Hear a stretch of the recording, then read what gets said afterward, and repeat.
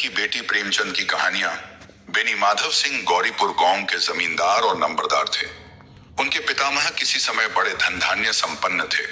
गांव का पक्का तालाब और मंदिर, जिनकी अब मरम्मत भी मुश्किल थी, उन्हीं के कीर्ति स्तंभ थे। कहते हैं इस दरवाजे पर हाथी झूमता था। अब उसकी जगह एक बूढ़ी भैंस थी, जिसके शरीर में अस्थि पंजर के सिवा और कुछ शेष न रहा था। पर दूध शायद बहुत देती थी, क्योंकि एक न एक आदमी हौंडी लिए उसके सिर पर सवार ही रहता था। बेनी माधव सिंह अपनी आधी से अधिक संपत्ति वकीलों को भेंट कर चुके थे। उनकी वर्तमान आय 1000 रुपए वार्षिक से अधिक न थी। ठाकुर साहब के 2 बेटे थे।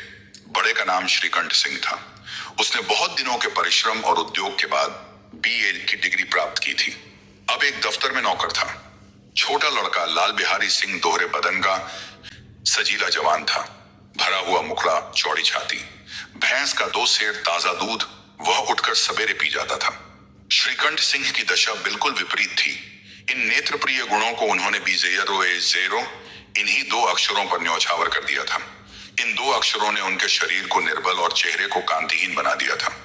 इसी से वैद्य ग्रंथों पर उनका विशेष प्रेम था। आयुर्वेदिक औषधियों पर उनका अधिक विश्वास था। शाम सवेरे उनके कमरे से प्राय खरल की सुरीली कर्ण मधुर ध्वनि सुनाई दिया करती थी। लाहौर और कलकत्ते के वैद्यों से बड़ी लिखा पढ़ी रहती थी। श्रीकंठ इस अंग्रेजी डिग्री के अधिपति होने पर भी अंग्रेजी सामाजिक प्रथाओं के विशेष प्रेमी न थे, बल्कि वह बहुधा बड़े जोर से उसकी निंदा और तिरस्कार किया करते थे। इसी से गांव में उनका बड़ा सम्मान था। दशहरे के दिनों में वह बड़े उत्साह से रामलीला होते और स्वयं किसी न किसी पात्र का पाठ लेते थे। गौरीपुर में रामलीला के वही जन्मदाता थे। प्राचीन हिंदू सभ्यता का गुणगान उनकी धार्मिकता का प्रधान अंग था। सम्मिलित कुटुंब के तो वह एकमात्र उपासक थे। आजकल स्त्रियों को कुटुंब में मिलजुल कर रहने की जो अरुचि होती है, उसे वह जाति और देश दोनों के लिए हानिकारक समझते थे। यही कारण था कि गांव की ललनाएं नन उनकी निंदक थीं। कोई तो उन्हें अपना शत्रु समझने में भी संकोच न करती थीं। स्वयं उनकी पत्नी को ही इस विषय में उनसे विरोध था। यह इसलिए नहीं कि उसे अपने सास ससुर, देवर या जेठ आदि घृणा थी, बल्कि उसका विचार था कि यदि बहुत कुछ सहने और तरह देने पर भी परिवार के साथ निर्वाह न हो सके, तो आए दिन की कलह से जीवन को नष्ट करने की अपेक्षा यही उत्तम है कि अपनी खिचड़ी अलग पकाई जाए। आनंदी एक बड़े उच्च कुल की लड़की थी। उसके बाप एक छोटी सी रियासत के ताल्लुकेदार थे। विशाल भवन, 1 हाथी, 3 कुत्ते, बाज, बहरी शिखरे, झाड़ फानूस, ऑनरेरी मजिस्ट्रेट और रण, जो एक प्रतिष्ठित ताल्लुकेदार के भोग्य पदार्थ हैं, सभी यहां विद्यमान थे। नाम था भूप सिंह। बड़े उदार चित्त और प्रतिभाशाली पुरुष थे, पर दुर्भाग्य से लड़का एक भी न था। 7 लड़कियां हुई और दैवयोग से सबकी सब जीवित रहीं। पहली उमंग में तो उन्होंने 3 ब्याह दिल खोल कर किए, पर 15-20 हजार रुपयों का कर्ज सिर पर हो गया तो आंखें खुली, हाथ समेट लिया। आनंदी चौथी लड़की थी। वह अपनी सब बहनों से अधिक रूपवती और गुणवती थी। इससे ठाकुर भूप सिंह उसे बहुत प्यार करते थे। सुंदर संतान को कदाचित उसके माता पिता भी अधिक चाहते हैं। ठाकुर साहब बड़े धर्म संकट में थे कि इसका विवाह कहाँ करें। न तो यही चाहते थे कि ऋण का बोझ बढ़े, और न यही स्वीकार था कि उसे अपने को भाग्यहीन समझना पड़े। एक दिन श्रीकंठ उनके पास किसी चंदे का रुपया मांगने आए। शायद नागरी प्रचार का चंदा था। भूप सिंह उनके स्वभाव पर रीझ गए और धूमधाम से श्रीकंठ सिंह का आनंदी के साथ ब्याह हो गया। आनंदी अपने नए घर में आई तो यहाँ का रंग ढंग कुछ और ही देखा। जिस टीम टाइम की उसे बचपन से ही आदत पड़ी हुई थी, वह यहाँ नाम मात्र को भी न थी। हाथी घोड़ों का तो कहना ही क्या, कोई सजी हुई सुंदर बहली तक न थी। रेशमी स्लीपर साथ लाई थी, पर यहाँ बाग कहाँ, मकान में खिड़कियों तक न थी, न जमीन पर फर्श, तपाईरीन, आशा, न दीवार पर तस्वीरें।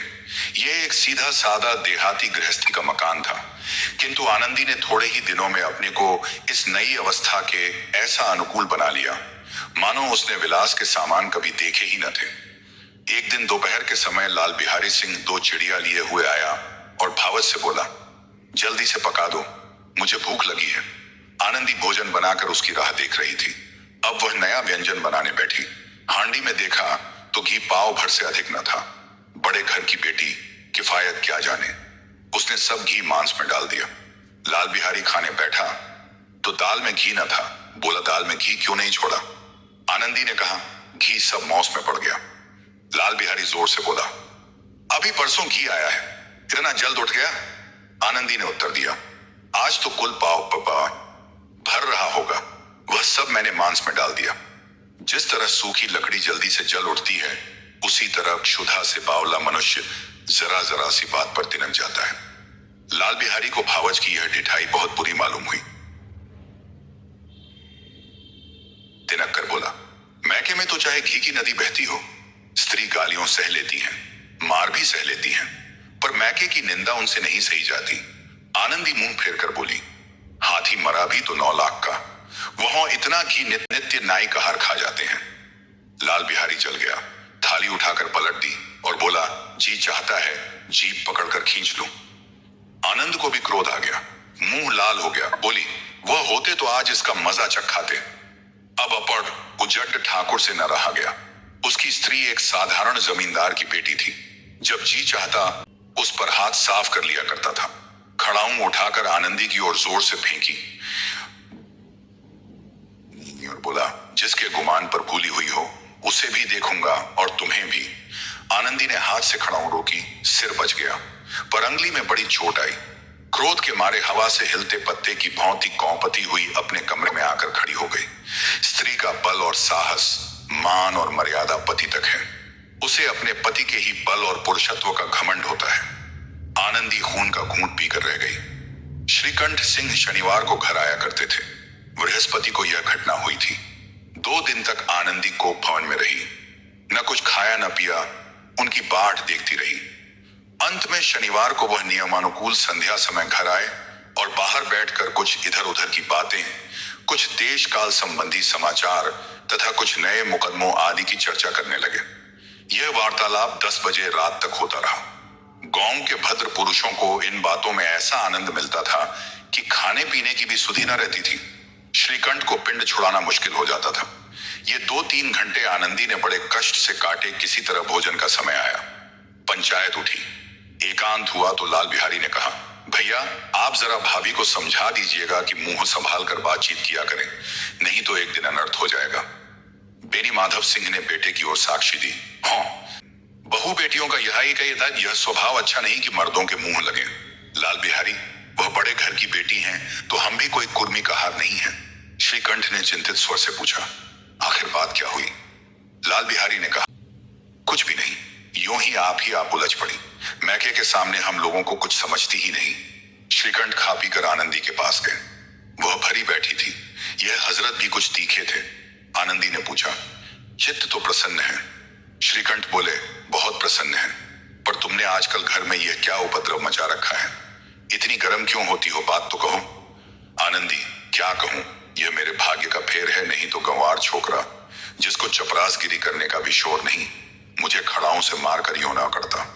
श्रीकंठ, सब हाल साफ साफ कहा तो मालूम हो, मुझे तो कुछ पता नहीं। आनंदी, परसों तुम्हारे लाडले भाई ने मुझसे मांस पकाने को कहा। घी हौंडी में पाव भर से अधिक न था, वह सब मैंने मांस में डाल दिया। जब खाने बैठा तो कहने लगा, दल में घी क्यों नहीं है? बस इसी पर मेरे मैके को बुरा भला कहने लगा। मुझसे न रहा गया। मैंने कहा कि वहां इतना घी तो नाई का हार खा जाते हैं और किसी को जान भी नहीं पड़ता। बस इतनी सी बात पर इस अन्यायी ने मुझ पर खड़ाऊं फेंक मारी। यदि हाथ से न रोक लूं तो सिर फट जाए। उसी से पूछो, मैंने जो कुछ कहा है वह सच है या झूठ? श्रीकंठ की आंखें लाल हो गई। बोले, यहां तक हो गया। इस छोकरे का यह साहस आनंदी स्त्रियों के स्वभावानुसार रोने लगी, क्योंकि ओंसू उनकी पलकों पर रहते हैं। श्रीकंठ बड़े धैर्यवान और शांति पुरुष थे। उन्हें कदाचित ही कभी क्रोध आता था। स्त्रियों के ओंसू पुरुष की क्रोधाग्नि भड़काने में तेल का काम देते हैं। रात भर करवटें बदलते रहे। उद्विग्नता के कारण पलक तक नहीं झपकी। प्रातकाल अपने बाप के पास जाकर बोले, दादा, अब इस घर में मेरा निबाह न होगा। इस तरह की विद्रोहपूर्ण बातें कहने पर श्रीकंठ ने कितनी ही बार अपने कई मित्रों को आड़े हाथों लिया था, परंतु दुर्भाग्य, आज उन्हें स्वयं वे ही बातें अपने मुंह से कहनी पड़ी। दूसरों को उपदेश देना भी कितना सहज है। बेनी माधव सिंह घबरा उठे और बोले, क्यों? श्रीकंठ, इसलिए कि मुझे भी अपनी मान प्रतिष्ठा का कुछ विचार है। आपके घर में अब अन्याय और हठ का प्रकोप हो रहा है। जिनको बड़ों का आदर सम्मान करना चाहिए, वे उनके सिर चढ़ते हैं। मैं दूसरे का नौकर ठहरा घर पर रहता नहीं। यहाँ मेरे पीछे स्त्रियों पर खड़ा हूं और जूतों की बौछारें होती हैं। कड़ी बात तक चिंता नहीं, कोई एक की दो कह ले, वहां तक मैं सह सकता हूं, किंतु यह कदापि नहीं हो सकता कि मेरे ऊपर लाख घूंसे पड़े और मैं दम न मारूं। बेनी माधव सिंह कुछ जवाब न दे सके। श्रीकंठ सदैव उनका आदर करते थे। उनके ऐसे तेवर देखकर बूढ़ा ठाकुर अवाक रह गया। केवल इतना ही बोला, बेटा तुम बुद्धिमान होकर ऐसी बातें करते हो, स्त्रियों इस तरह घर का नाश कर देती हैं। उनको बहुत सिर चढ़ाना अच्छा नहीं। श्रीकंठ, इतना मैं जानता हूं, आपके आशीर्वाद से ऐसा मूर्ख नहीं हूं।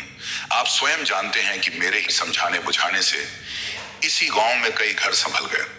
पर जिस स्त्री की मान प्रतिष्ठा का ईश्वर के दरबार में उत्तरदाता हूं, उसके प्रति ऐसा घोर अन्याय और पशुवत व्यवहार मुझे असह्य है। आप सच मानिए, मेरे लिए यही कुछ कम नहीं है कि लाल बिहारी को कुछ दंड नहीं होता। अब बेनी माधव सिंह भी गरमाए, ऐसी बातें और न सुन सके। बोले, लाल बिहारी तुम्हारा भाई है, उससे जब कभी भूल चूक हो उसके कान पकड़ो। लेकिन श्रीकंठ, लाल बिहारी को मैं अब अपना भाई नहीं समझता। बेनी माधव सिंह स्त्री के पीछे? श्रीकंठ, जी नहीं, उसकी क्रूरता और अविवेक के कारण। दोनों कुछ देर चुप रहे। ठाकुर साहब लड़के का क्रोध शांत करना चाहते थे, लेकिन यह नहीं स्वीकार करना चाहते थे कि लाल बिहारी ने कोई अनुचित काम किया है। इसी बीच में गांव के और कई सज्जन हुक्के चिलम के बहाने वहां आ बैठे। कई स्त्रियों ने जब यह सुना कि श्रीकंठ पत्नी के पीछे पिता से लड़ने की तैयार हैं, तो उन्हें बड़ा हर्ष हुआ। दोनों पक्षों की मधुर वाणियों सुनने के लिए उनकी आत्माएं नंतिल मिलाने लगी। गांव में कुछ ऐसे कुटिल मनुष्य भी थे जो इस कुल की नीतिपूर्ण गति पर मन ही मन जलते थे। वे कहा करते थे, श्रीकंठ अपने बाप से दबता है, इसीलिए वह दब्बू है। उसने विद्या पढ़ी, इसलिए वह किताबों का कीड़ा है। बेनी माधव सिंह उसकी सलाह के बिना कोई काम नहीं करते, यह उनकी मूर्खता है। इन महानुभावों की शुभकामनाएं इन्हें आज पूरी होती दिखाई दी। कोई हुक्का पीने के बहाने और कोई लगान की रसीद दिखाने आकर बैठ गया। बेनी माधव सिंह पुराने आदमी थे, इन भावों को ताड़ गए। उन्होंने निश्चय किया, चाहे कुछ ही क्यों न हो, इन द्रोहियों को ताली बजाने का अवसर न दूंगा। तुरंत कोमल शब्दों में बोले, बेटा मैं तुमसे बाहर नहीं हूं, तुम्हारा जो जी चाहे करो। अब तो लड़के से अपराध हो गया। इलाहाबाद का अनुभव रहित झल्लाया हुआ ग्रेजुएट इस बात को न समझ सका। उसे डिबेटिंग क्लब में अपनी बात पर अड़ने की आदत थी। इन हथकंडों की उसे क्या खबर। बाप ने जिस मतलब से बात पलटी थी वह उसकी समझ में न आया। बोला, लाल बिहारी के साथ अब इस घर में नहीं रह सकता। बेनी माधव, बेटा बुद्धिमान लोग मूर्खों की बात पर ध्यान नहीं देते। वह बेसमझ लड़का है, उससे जो कुछ भूल हुई उसे तुम बड़े होकर क्षमा करो। श्रीकंठ, उसकी इस दुष्टता को मैं कदापि नहीं सह सकता। या तो वही घर में रहेगा या मैं ही। आपको यदि वह अधिक प्यारा है तो मुझे विदा कीजिए, मैं अपना भार आपसे संभाल लूंगा। यदि मुझे रखना चाहते हैं तो उससे कहिए जहां चाहे चला जाए। बस ये मेरा अंतिम निश्चय है। लाल बिहारी सिंह दरवाजे की चौखट पर चुपचाप खड़ा बड़े भाई की बातें सुन रहा था। वह उनका बहुत आदर करता था। उसे कभी इतना साहस न हुआ था कि श्रीकंठ के सामने चारपाई पर बैठ जाए, हुक्का पी ले या पान खा ले। बाप का भी वह इतना मान न करता था। श्रीकंठ का भी उस पर हार्दिक स्नेह था। अपने होश में उन्होंने कभी उसे घुड़का तक न था। जब वह इलाहाबाद से आते तो उसके लिए कोई न कोई वस्तु अवश्य लाते। मुगदर की जोड़ी उन्होंने ही बनवा दी थी। पिछले साल जब उसने अपने से ड्योढ़े जवान को नागपंचमी के दिन दंगल में पछाड़ दिया तो उन्होंने पुलकित होकर अखाड़े में ही जाकर उसे गले लगा लिया था। 5 रुपए के पैसे लुटाए थे। ऐसे भाई के मुंह से आज ऐसी हृदय विदारक बात सुनकर लाल बिहारी को बड़ी ग्लानि हुई। वह फूट फूट कर रोने लगा। इसमें संदेह नहीं कि अपने किए पर पछता रहा था। भाई के आने से एक दिन पहले से उसकी छाती धड़कती थी कि देखो भैया क्या कहते हैं। मैं उनके सम्मुख कैसे जाऊंगा, उनसे कैसे बोलूंगा, मेरी आंखें उनके सामने कैसे उठेगी। उसने समझा था कि भैया मुझे बुलाकर समझा देंगे। इस आशा के विपरीत आज उसने उन्हें निर्दयता की मूर्ति बने हुए पाया। वह मूर्ख था, परंतु उसका मन कहता था कि भैया मेरे साथ अन्याय कर रहे हैं। यदि श्रीकंठ उसे अकेले में बुलाकर 2-4 बातें कह देते, इतना ही नहीं 2-4 तमाचे भी लगा देते, तो कदाचित उसे इतना दुख न होता। पर भाई का यह कहना कि अब मैं इसकी सूरत नहीं देखना चाहता, लाल बिहारी से सहा न गया, वह रोता हुआ घर आया। कोठारी में जाकर कपड़े पहने, आंखें पोंछी, जिसमें कोई यह न समझे कि रोता था। तब आनंदी के द्वार पर आकर बोला, भाभी, भैया ने निश्चय किया है कि वह मेरे साथ इस घर में न रहेंगे। अब वह मेरा मुंह नहीं देखना चाहते, इसलिए अब मैं जाता हूं। उन्हें फिर मुंह न दिखाऊंगा। मुझसे जो कुछ अपराध हुआ उसे क्षमा करना। यह कहते कहते लाल बिहारी का गला भर आया। जिस समय लाल बिहारी सिंह सिर झुकाए आनंदी के द्वार पर खड़ा था, उसी समय श्रीकंठ सिंह भी आंखें लाल किए बाहर से आए। भाई को खड़ा देखा तो घृणा से आंखें फेर ली और कतरा कर निकल गए, मानो उसकी परछाई से दूर भागते हों। आनंदी ने लाल बिहारी की शिकायत तो की थी, लेकिन अब मन में पछता रही थी। वह स्वभाव से ही दयावती थी। उसे इसका तनिक भी ध्यान न था कि बात इतनी बढ़ जाएगी। वह मन में अपने पति पर झुंझला रही थी कि यह इतने गर्म क्यों होते हैं। उस पर यह भय भी लगा हुआ था कि कहीं मुझसे इलाहाबाद चलने को कहें तो कैसे क्या करूंगी। इस बीच में जब उसने लाल बिहारी को दरवाजे पर खड़े यह कहते सुना कि अब मैं जाता हूं, मुझसे जो कुछ अपराध हुआ क्षमा करना, तो उसका रहा सहा क्रोध भी पानी हो गया। वह रोने लगी। मन का मैल धोने के लिए नयन जल से उपयुक्त और कोई वस्तु नहीं है। श्रीकंठ को देखकर आनंदी ने कहा, लाला बाहर खड़े बहुत रो रहे हैं। श्रीकंठ, तो मैं क्या करूं? आनंदी, भीतर बुला लो। मेरी जीभ में आग लगे, मैंने कहां से यह झगड़ा उठाया। श्रीकंठ, मैं न बुलाऊंगा। आनंदी, पछताओगे, उन्हें बहुत ग्लानि हो गई है। ऐसा ना हो कहीं चल दे। श्रीकंठ न उठे। इतने में लाल बिहारी ने फिर कहा, भाभी, भैया से मेरा प्रणाम कह दो। वह मेरा मुंह नहीं देखना चाहते, इसलिए मैं भी अपना मुंह उन्हें न दिखाऊंगा। लाल बिहारी इतना कहकर लौट पड़ा और शीघ्रता से दरवाजे की ओर बढ़ा।